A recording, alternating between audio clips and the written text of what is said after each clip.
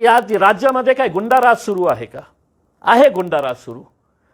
कोणीतरी पालकमंत्री बसतो, कोणीतरी नेता जाऊन मागणी करतो, कोणीतरी हे म्हणतो की आम्ही JCB ला स्वतः घेऊन जाऊन हे पाडू करके.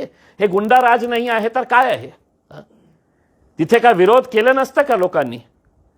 मी नाही गेलं असतं रात्री 2 वाजता तर लोक विरोध करणार होते.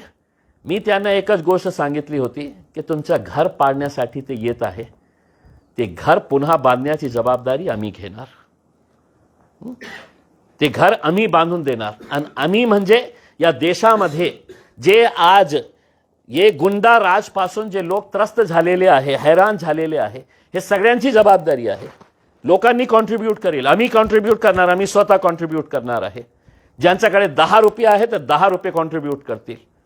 कारण सरकारला आम्हाला एक मेसेज द्यायचा आहे की तुम्ही या गुंडागर्दी करून एक घर पाडू शकता. घर बांधण्याची ताकद हिम्मत आमच्यामध्ये आहे. आणि ज्या माणसाचा तुम्ही घर पाडलेले आहे ते आत्तापर्यंत त्याला दोषी ठरवण्यात आलेला नाही आहे. दुर्दैवाने कोणी दोषी ठरवलेले आहे आपल्यालाही माहीत आहे आणि आपण सुद्धा याच्यामध्ये दोषी आहे. या देशामध्ये जे काही चाललेलं आहे याच्यामध्ये आपलाही सहभाग इतकंच मोठा आहे.